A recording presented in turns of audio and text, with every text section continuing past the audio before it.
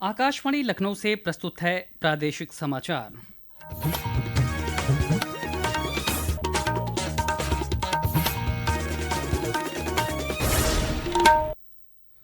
मुख्य समाचार। पूरे ज्ञानवापी परिसर का सर्वे कराने की अपील को वाराणसी की जिला अदालत ने आज किया खारिज। फैसले के खिलाफ हाईकोर्ट जाएंगे वादी। मुख्यमंत्री योगी आदित्यनाथ ने आज महाराजगंज में 940 करोड़ रुपए की परियोजनाओं का किया शिलान्यास और लोकार्पण। 9 सीटों पर विधानसभा उपचुनाव के लिए नामांकन दाखिल करने की अंतिम तिथि आज हुई समाप्त। 30 अक्टूबर तक वापस लिए जा सकेंगे नाम।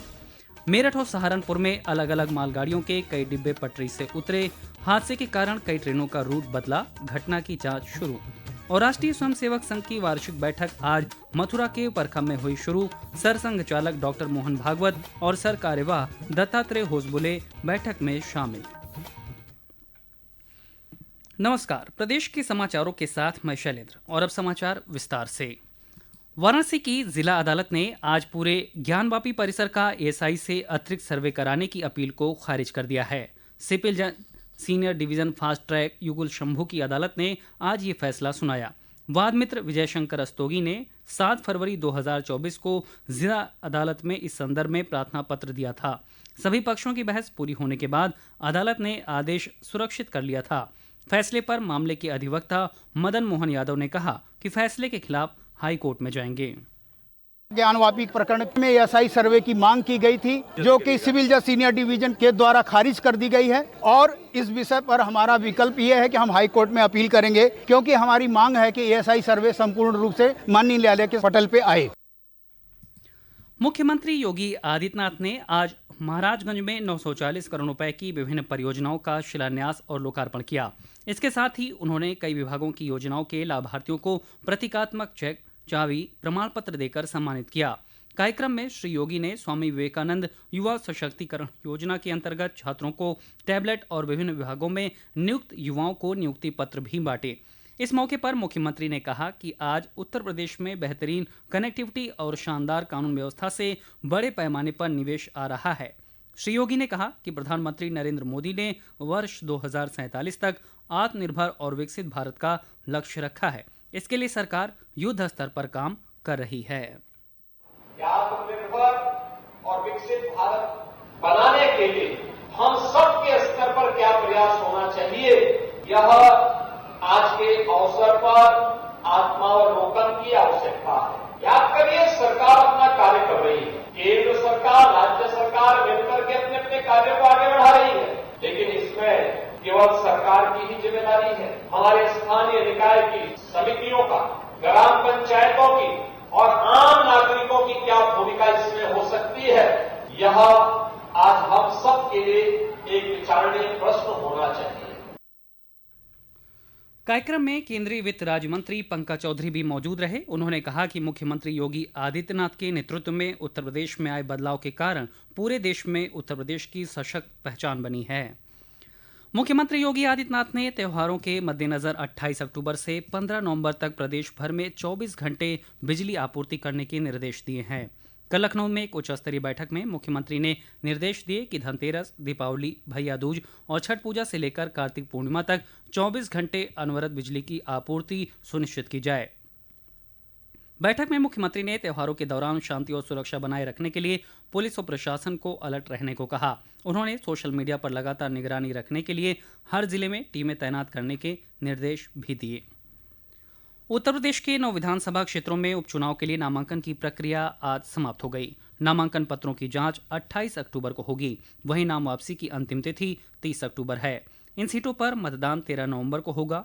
आज आखिरी दिन अलग अलग सीटों के लिए विभिन्न दलों के प्रत्याशियों ने नामांकन पत्र दाखिल किए।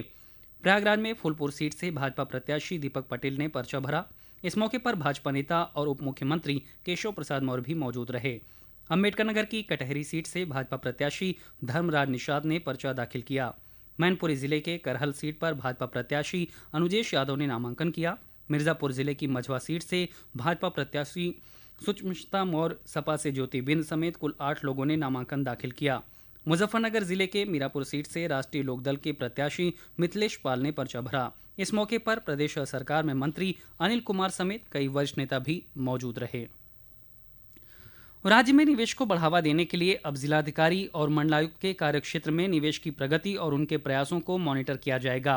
प्रदेश के मुख्य सचिव मनोज कुमार सिंह ने आज लखनऊ में एक प्रेस वार्ता में कहा कि डीएम और कमिश्नर की वार्षिक गोपनीय रिपोर्ट में उनके कार्यक्षेत्र में हुए निवेश और लोन संबंधी प्रगति का उल्लेख करना अनिवार्य होगा।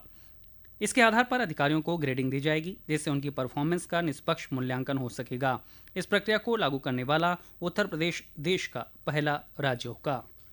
पिछले लगभग 7.5 साल में सरकार ने 7.5 लाख लोगों को सरकारी नौकरी दी है, लेकिन पूरे देश में जो वर्किंग एज पॉपुलेशन होती है उसकी मात्र 3% लोग सरकारी नौकरी में है। जो ग्लोबल इन्वेस्टर समिट सरकार ने आयोजित किया था उसमें लगभग 40 लाख करोड़ के निवेश आए हैं और उसमें 1.5 करोड़ लोगों की नौकरी संभावित है और निहित है। इन निवेशों को पूरी रफ्तार के साथ ग्राउंड पे उतारा जाए, इसके लिए डीएम्स और कमिश्नर्स की भूमिका को बढ़ाई जाए। इसी क्रम में राज्य सरकार ने ये निर्णय लिया है।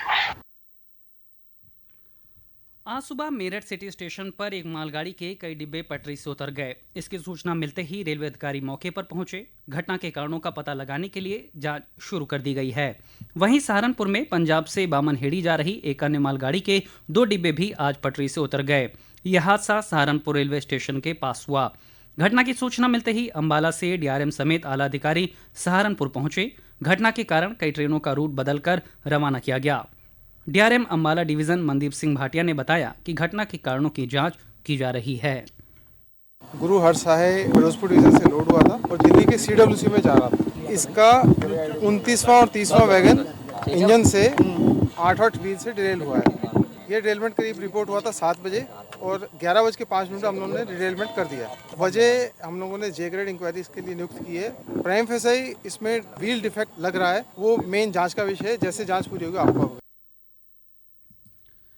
ये समाचार आप आकाशवाणी लखनऊ से सुन रहे हैं। ताज़ा समाचार जानने के लिए आप हमारी वेबसाइट newsonair.gov.in पर लॉगिन कर सकते हैं। इसके साथ ही आप प्रादेशिक समाचारों का ये बुलेटिन हमारे YouTube channel news on AIR Lucknow पर भी सुन सकते हैं। मां सीता की जन्मस्थली सीतामढ़ी और भगवान राम की जन्मभूमि अयोध्या को जोड़ने के लिए केंद्र सरकार ने एक बड़ा निर्णय लिया है। धार्मिक महत्व वाले इन दोनों स्थानों के बीच 256 किलोमीटर लंबी रेल लाइन का निर्माण किया जाएगा। प्रधानमंत्री नरेंद्र मोदी की अध्यक्षता में केंद्रीय मंत्रिमंडल ने कल ये फैसला लिया। नरकटियागंज, रक्सौल, सीतामढ़ी दरभंगा और सीतामढ़ी मुजफ्फरपुर खंड के 256 किलोमीटर लंबी रेल लाइन के दोहरीकरण पर 4,553 करोड़ रुपए खर्च होंगे। राष्ट्रीय स्वयंसेवक संघ की वार्षिक अखिल भारतीय कार्यकारी मंडल की 2 दिवसीय बैठक आज मथुरा के गौग्राम परखम में शुरू हुई। राष्ट्रीय स्वयंसेवक संघ के सरसंघचालक डॉक्टर मोहन भागवत और सर कार्यवाह दत्तात्रेय होसबले भी इसमें हिस्सा ले रहे हैं। सरसंघचालक मोहन भागवत के नेतृत्व में बैठक के पहले दिन आगामी कार्य योजनाओं पर मंथन हुआ, जिसके बाद 9 बिंदुओं का एजेंडा तय किया गया। इसे लागू करने की जिम्मेदारी 9 पदाधिकारियों को सौंपी गई है। राष्ट्रीय स्वयंसेवक संघ के अखिल भारतीय सह प्रचार प्रमुख नरेंद्र कुमार ने बताया कि इस बैठक में अखिल भारतीय कार्यकारिणी के सदस्य हिस्सा ले रहे हैं। उन्होंने बताया कि संघ की स्थापना के 100 वर्ष पूरे होने के उपलक्ष्य में वर्ष 2025 की विजयादशमी को संघ विशेष रूप से मनाएगा। संघ शताब्दी विस्तार की जो योजना संघ ने बनाई है उसकी समीक्षा संघ शताब्दी वर्ष में और अगले वर्ष 2025 की विजयादशमी में किस प्रकार के कार्यक्रमों का आयोजन करना और पूरे वर्ष भर भी समाज तक अपनी पहुंच बढ़ाने के लिए कौन कौन से कार्यक्रम किए जाएंगे उस पर भी यहाँ पर चर्चा होगी। वाराणसी के काशी विश्वनाथ मंदिर के पास मौजूद अन्नपूर्णा मंदिर में धनतेरस से अन्नकूट महोत्सव तक भक्तों में सिक्कों का वितरण किया जाएगा। इस दौरान श्रद्धालु दरबार में 5 दिनों तक माता के स्वर्णमयी विग्रह मां अन्नपूर्णा और रजत महादेव के दर्शन कर सकेंगे। आज एक पत्रकार वार्ता में महंत शंकरपुरी ने इस बारे में जानकारी दी। प्राचीन अन्नपूर्णा मंदिर है जहाँ पर साल में 5 दिन माता अन्नपूर्णा का दर्शन होता है। आम भक्तों के लिए 5 बजे से मंदिर के कपाट खोल दिए जाएंगे। पहले दिन माता जी का खजाना मिलेगा, उसमें लावा मिलेगा और पैसा मिलेगा और अनेक प्रकार के रत्न या अनेक धातुओं के खजाने के जो सिक्के होते हैं वो पब्लिक में बांटे जाते हैं। इस बार 5 दिन मंदिर खोला जाएगा, 29 तारीख से लेकर 2 तारीख तक। 2 तारीख को माता अन्नपूर्णा का अन्नकूट है जिसमें 56 प्रकार का भोग लगाया जाएगा और लगभग 511 से 516 क्विंटल के बीच में प्रसाद बनाया जा रहा है। और अंत में मुख्य समाचार एक बार फिर। पूरे ज्ञानवापी परिसर का सर्वे कराने की अपील को वाराणसी की जिला अदालत ने आज किया खारिज। फैसले के खिलाफ हाई कोर्ट जाएंगे वादी। मुख्यमंत्री योगी आदित्यनाथ ने आज महाराजगंज में 940 करोड़ रुपए की परियोजनाओं का किया शिलान्यास और लोकार्पण। 9 सीटों पर विधानसभा उपचुनाव के लिए नामांकन दाखिल करने की अंतिम तिथि आज हुई समाप्त। 30 अक्टूबर तक वापस लिए जा सकेंगे नाम। मेरठ और सहारनपुर में अलग अलग मालगाड़ियों के कई डिब्बे पटरी से उतरे। हादसे के कारण और कई ट्रेनों का रूट बदला। घटना की जांच शुरू। और राष्ट्रीय स्वयंसेवक संघ की वार्षिक बैठक आज मथुरा के परखम में हुई शुरू। सर संघ चालक डॉक्टर मोहन भागवत और सर कार्यवाह दत्तात्रेय होसबुले बैठक में हुए शामिल। प्रादेशिक समाचार के इस बुलेटिन में फिलहाल इतना ही। नमस्कार।